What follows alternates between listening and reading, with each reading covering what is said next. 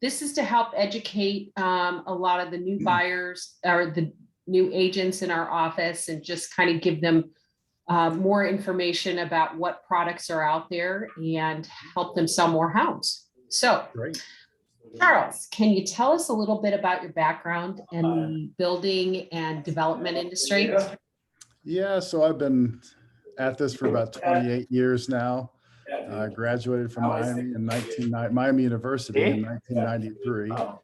And at that time, I went to work out in the field, learning how to build roads and sewers and housing from the ground up, literally. Pretty much been in every facet of the business since. And in 2008, obviously Virginia Homes is a family business. And in 2008, I took the company over. And if we remember 2008, it wasn't really much of a takeover. It was more like the keys were on the counter and nobody else wanted them. So I stepped in and took that role. Let's see what else. I've been president of the BIA, the local BIA here in Central Ohio in 2013. And I'll be president of the Ohio Home Building Association this coming year in 2022. So been at it, like I said, for 28 years. I've seen a lot of different things in my time. And so, yeah, plenty of experience. Okay, well, great. So where are you guys currently building? Where's Virginia Homes currently building right now? So we are in Dublin and Powell and Plain City up in Jerome Village. So we have a few lots left in Riviera, the old golf course community that we're working through. In Powell, we have some great lots. We only have 3 lots left in Wedgewood Park North, which is part of the Wedgewood Park development. They're all half-acre plus lots, and just a great opportunity for 3 of those left. And we have, like I said, Jerome Village, and right now we're also working on a great new project in Dublin. It's the corner of Post Road and Highland Croy Road. It's 45 acres. There'll be 102 lots, and that will be more of a production product that we're going to be getting into.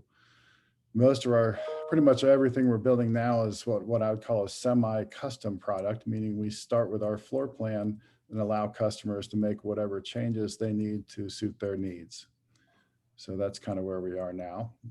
Certainly looking forward to more of a production and a little lower price point. I think we've seen, especially with the cost increases recently, the higher end market is a little bit slower in the new build side, but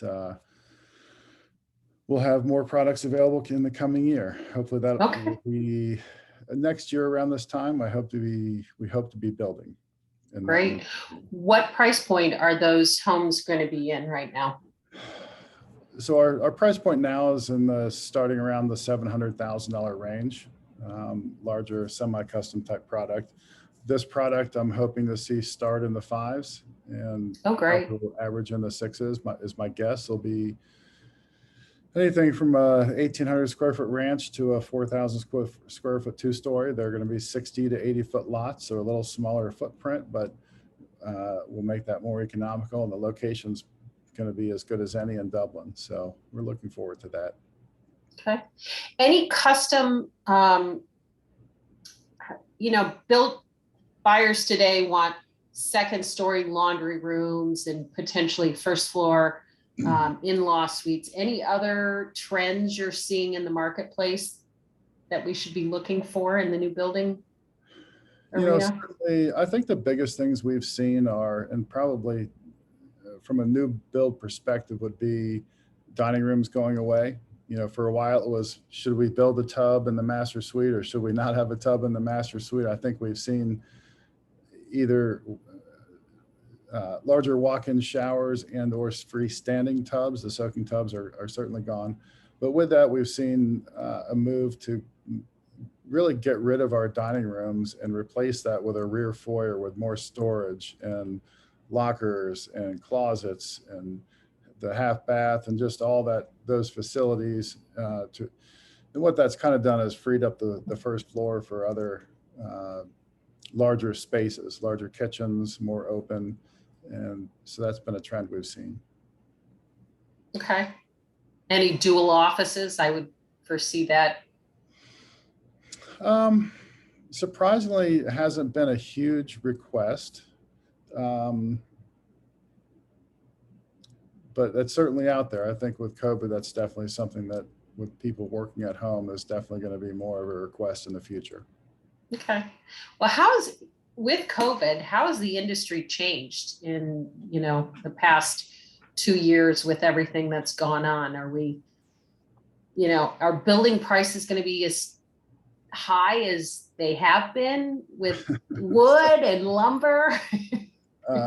Let me skip ahead to some notes here. So I would say certainly we've seen cost skyrocket this year.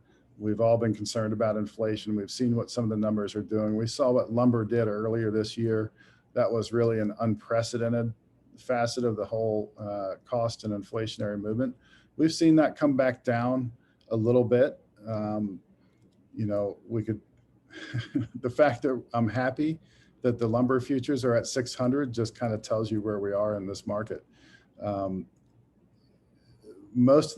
Typically lumber was in a $250 to $300 range. That's a board foot. That's a futures market. And the highest it had ever been was 582. Well, it went to 1700 in July. So you can imagine where we are. So now we're back to 600, which we are still at a historical high, yet we're kind of thrilled the fact that it's not 1700 anymore. So it's kind of tough. We've seen every product from steel to wood to doors to plumbing to you name it has had at least one or two price increases throughout the year. Our steel has gone from, they had two increases this year, and actually the last one they just said, we're not going to give you a price list, you just have to bid it out. We can't keep up with it. So they're coming fast and furious. The big question is, are they here to stay? And I would say, yes, they are. I don't see unless there's some sort of major downturn or loss of demand at some level, we ought to get used to higher prices because I think they're here to stay. Thankfully, lumber is not going to stay as high as it was, but that's kind of where we are. In terms of the workforce, we've got serious challenges as far as that goes. We lost a substantial amount of people in the 2008 recession. Depression, whatever we want to call it. We never really recovered from that. And we're now seeing that impact us even more after COVID.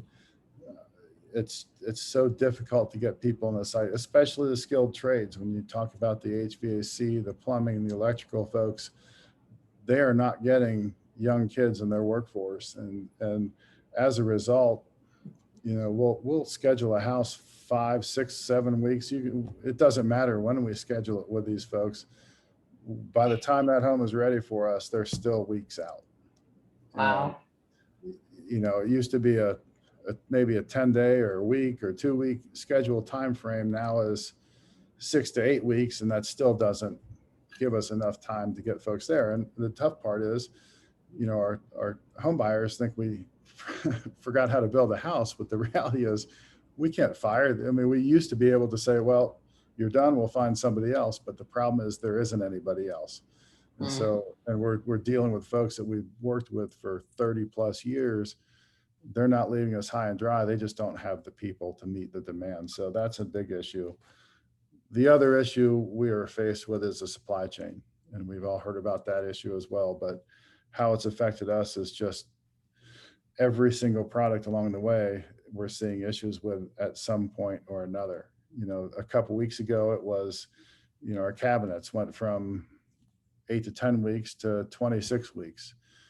The week before that, it was windows. Pella was 6 to 8 weeks out, and all of a sudden they're 25 weeks out.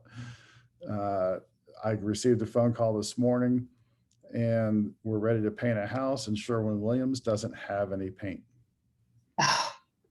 So these are just things. I think it's important for especially all you folks to understand, if you're dealing with somebody with a new build, the builder is doing the best they can. There are some serious problems out there that we're facing and fighting every day.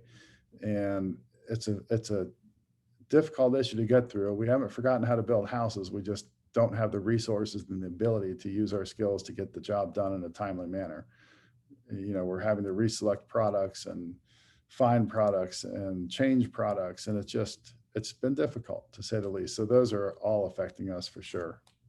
Well, since you've been the BA president and now you're going on a national level, is it the same across the board? I mean, are all builders seeing the same type of problem with getting supplies and delays and workforce? Yeah, absolutely. This is a national issue. When Sherwin-Williams runs out of paint in Columbus, Ohio, they've run out of paint pretty much across the country. It's I don't know where that one stands. I don't know if we're going to have more paint tomorrow, but yeah, I mean, so my next role at the state level, I work with a lot of builders around the state, and certainly they're all seeing the same things. We just had a board meeting a couple of weeks ago, and certainly they're all sharing the same concerns. We've been fighting the lumber issue all summer long, and thankfully have some relief, I guess I would call it. But yeah, it's a national issue. In terms of those costs, how are those being passed off? I mean, are you guys eating some of those costs? Or, I mean, let's say we're halfway through the build and the lumber prices go back up to, $1,700. Where are we with that? Do you go back to the buyer and say, hey, I need to charge you more because the wood costs have gone up? Yeah, okay. That's a very difficult issue and a very sensitive issue. We have tried to be as transparent as we can through the process, and basically our policy has been, we're going to share the budget with you that we have for lumber. If it goes up, you're going to pay more. If it goes down, we're going to give you a credit. There's really no other way to do this that's fair for everybody involved. We're not looking to make more money. We're not looking to gouge anybody, but these are the unprecedented times we're talking about. And we're talking about, my lumber package that was maybe $45,000 for a home is now $95,000 to $100,000 just for the lumber, just the sticks and to be built, not even the labor to put that all together. So there has to be that conversation. Now that's come back down a little bit. We're waiting to see where some of that is. The futures have come down anyway.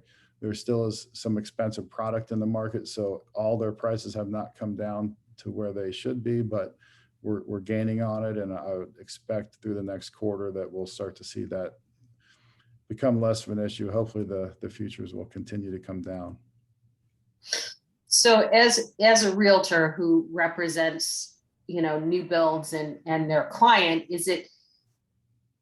how do we communicate with them so that they understand this isn't something that's just a single thing? Because, people get emotional and they have budgets that they're trying to stay within. What is the best advice you can give us as a realtor to be able to relay that to a buyer when we're doing a new construction consult with them? Yeah, so we just talked about the cost, the workforce, and the supply. I think really having a good understanding of those things and talking to the builder through the process and seeing where they are, how they treat those situations, how are they going to deal with the lumber. Everybody deals with that situation a little bit differently. Making sure you understand what their policies are, and just having an open dialogue. I mean, my whole philosophy is that a builder and a realtor are partners to make sure we're taking care of the client, and having that open communication and making sure we're on the same page the client is taken care of is utmost important, especially in these times. When a customer right now is frustrated, it's really nice to have a realtor to say, hey, from an outside source, it's not the builder, that's a trusted source outside the builder, to say, hey, these things are going on out there. They're doing the best they can. We have to understand the times that we're living in and do the best we can to work around these situations. It's frustrating. I mean, trust me, we don't get paid until the home closes. So there's no reason why we're going to delay that process longer than we have to. It's affecting us quite a bit, but I think we all have to just be fair and be understanding and have as much communication as possible. So you're not turning away realtors, your on-site agents want us as their partner, and what would you suggest going forward here, how we are to communicate with those on-site agents? Do you want us from start to finish, or how? Absolutely. Okay. We absolutely.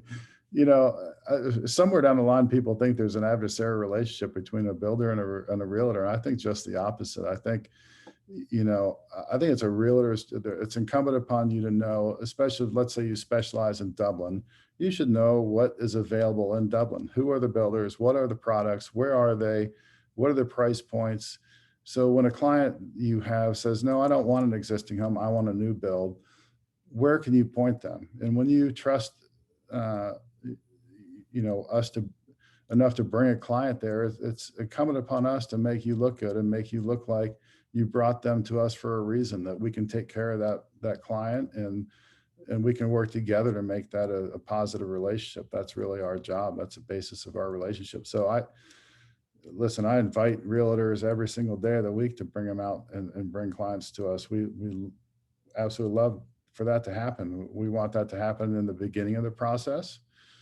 I think if there's any downside or the adversarial portion of this comes from, I've seen experiences where a realtor comes in and we're almost done building the house. And they say, well, we're on this deal. And that becomes a tough situation for everybody involved. But my gosh, you guys are in the market, you're finding buyers. And quite frankly, now more than ever, you need to rely on new builders because the inventory is just not there. So absolutely, we need to work together. Absolutely, this is a positive relationship, and you should be seeing us more than ever, and we should be embracing that. Okay, great. So where do you see the future of real estate going? Are you finding problems finding land? Where's the next wave going to? Is it all going out towards Plain City? Are we going south, north? So to answer your first part, yes, there is a major impasse with land and lots and creating those in a timely manner. We're not keeping up. And when you say, are we moving out towards Plain City? Well, that leaves us in Jerome Township, and I'm not going to be able to speak much to that because we're not involved in a lawsuit right now. Okay. Because they keep, I guess I shouldn't probably discuss this a whole lot, but the fact is it's very difficult. There's a lot of folks that don't want development in their area, and we're trying to be good citizens and do the right thing and create housing for everybody because people need a place to live. We know the numbers, we've seen the reports, we know there is a dire need for housing across the country, and especially in Central Ohio. Central Ohio is one of the few cities in Ohio that's growing rapidly, and we are probably 5 to 6 to 8,000, maybe probably closer to 8,000 units short a year in creating the proper demand. When you have a MLS that shows 1,500 units, half a month of inventory, that's not good. I mean, it's good in some senses, but it's really not a healthy market, right? I think in terms of the long-term viability of where we are in this market, I think we've seen COVID, what that's done to people in multifamily and apartments. They want a home. A lot more folks want a home, and we're going to see that trend probably continue as this thing continues on. I think we've seen one area we've seen in this market is apartments. Apartments have been being built at a very quick, rampant pace, and at some point, those folks are going to want to live in a home. And it's a good thing for single family residential construction, because I think at some point there's going to be a lot of folks that want to move into a home. So we're going to see between COVID and what we've seen in the apartment industry in this town, I think we have a little longevity in this market. We'll just see how that plays out. There's a lot of geopolitical forces right now, from potential terror and wars and everything we see on TV every day, and politicians going crazy. I mean, it's Shut it frustrating. off, Charles. Yeah. Shut it I shut it off. Trust me, I'm done with all that. But how does that affect our economy? How does that affect us geopolitically? Is there something that happens outside of our control that changes the economic outlook? Those are things we don't know. But I think all in all, our market's set up to have a very successful run for a while if the rest of the forces behind it stay intact and we're status quo. Okay, good. Well, we have a question from Sue. She would like to ask your opinion on affordable housing. Is there a solution to this problem locally? As we see prices going up. There's no such thing as affordable housing anymore.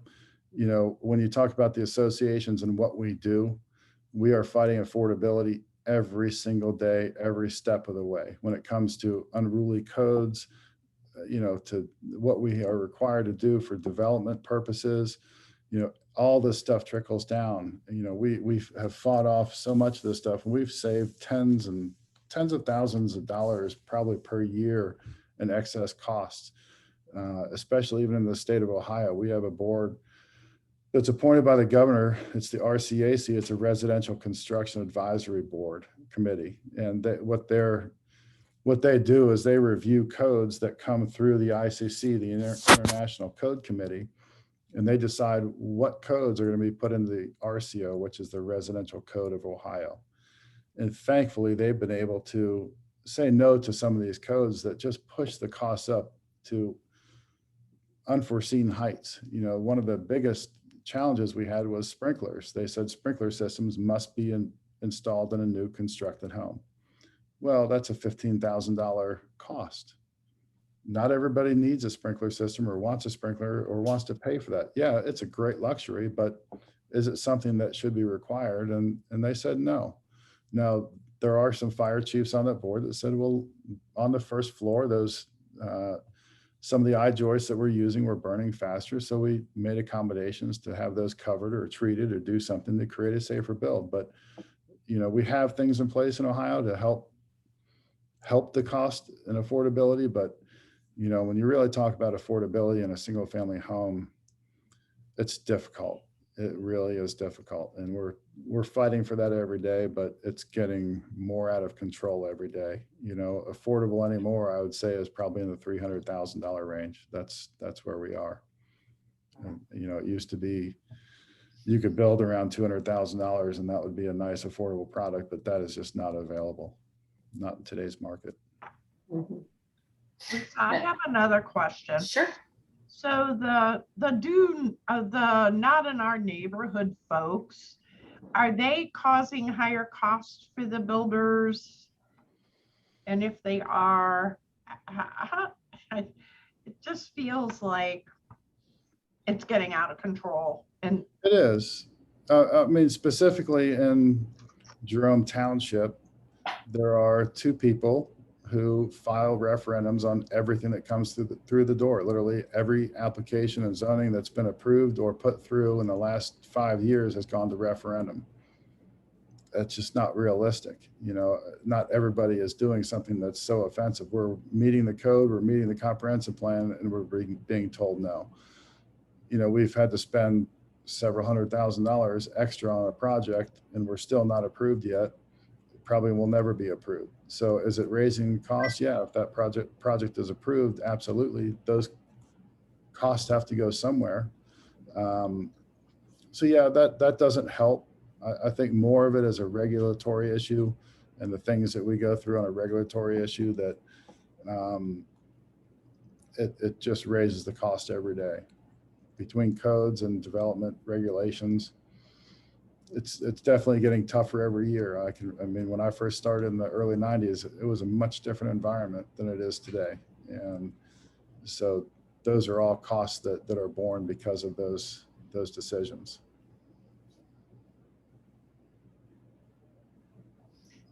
Does anyone else have a question for Charles? Because I'm done with my questions.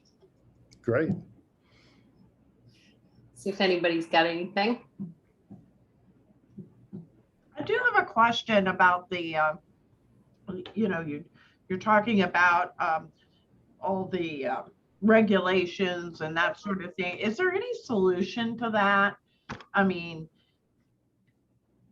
I know it's municipality to municipality, correct? So it's all different everywhere. Yeah, a lot of the stuff is either a federal issue or a state issue.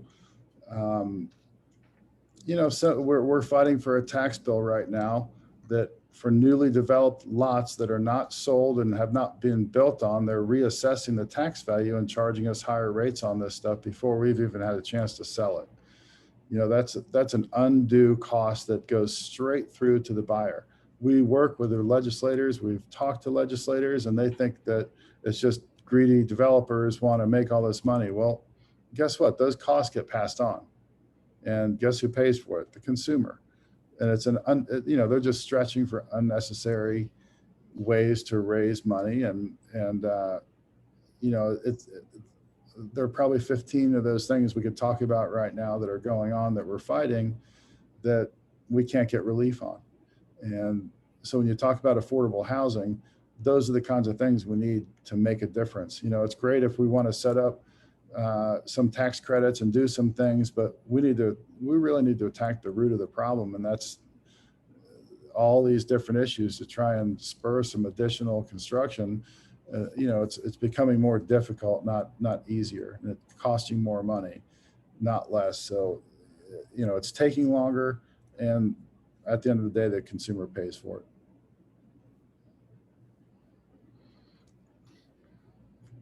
One other quick question that I have, start to finish. So let's say, bring my buyer in, we go into contract. What are my timelines looking like? So from a straight buildings perspective, it's funny, it was about a year or two ago, I said, we're going to improve our cycle time this year and we're going to build faster. And instead of improving it, we lost about 10%. So I'm like, okay, that's not good. Just because of the workforce and all the different things that are happening, and that's been driving things out further. I think it depends on the pre-planning that is required. If we're not creating a lot of new designs and redrawing the house, it's a fairly quick process, probably, you know, a 2 to 3 month process to get a permit, from writing a contract and having a few meetings and having a pre-construction meeting and filing for that building permit. In terms of building, it's probably a good 8 months for what we're building, which is the 3,500 to 4,500 square foot semi-custom home. You know, I think when we get into some of the more production and style homes, that will certainly help, because we'll be able to submit for a permit fairly quickly, and we'll be able to get those turned around a little faster. But to be safe, you're talking about, you know, close to a year, probably 10 to 11 months from walking in the door to having a deliverable home. So this new community out near Post and Highland, are you going to have like how many houses, and you know, that are we going towards the clubhouse and the pool type situation, or is it just going to be a standard? Yeah, it's not really a clubhouse or a pool type community, but we're going to have 102 lots, hopefully, and they will be, like I said, they're 60 to 80 foot lots. The products will be very similar across the board, though. They will be, I'm guessing we're going to have 6 to 7 products, maybe 8 tops, with a lot of pre-planned options and choices. And I would guess that, let's see, yeah, like I said, probably averaging in the 600s is where I'd like to see it fall, but I don't know what these costs are going to do to me in the next 12 months. It seems like things have stabilized a little bit, but time will tell. Right. So somebody wants to know, could you possibly create a community that has amenities with sidewalks, parks, build smaller homes?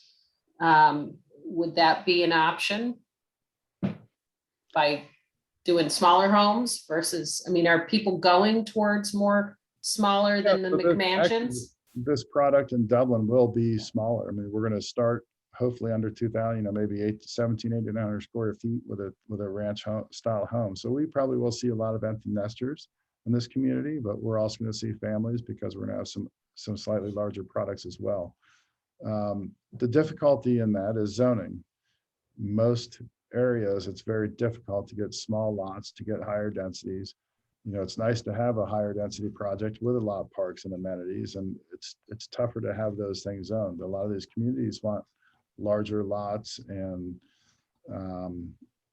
it just pushes things out further and further. So what we'd like to see, the difficulty is they want large lots with big side yards, and that's great in some areas, but it doesn't fit everywhere, and we're pushing for that, but it's difficult from a zoning perspective to make that happen.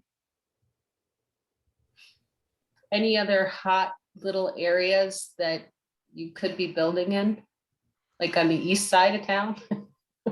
We've kind of focused our attention in the Northwest. That's just kind of where we've kind of settled. We've been here for a long time and kind of settled in this area. I do believe, that corridor from Dublin to Marysville to Plain City, that whole area it's going to happen eventually. There's just a little bit of a situation we're dealing with now. At some point, it should make sense to see more development happen there. Plain City is waiting for a new sewer to be constructed and figure that process out.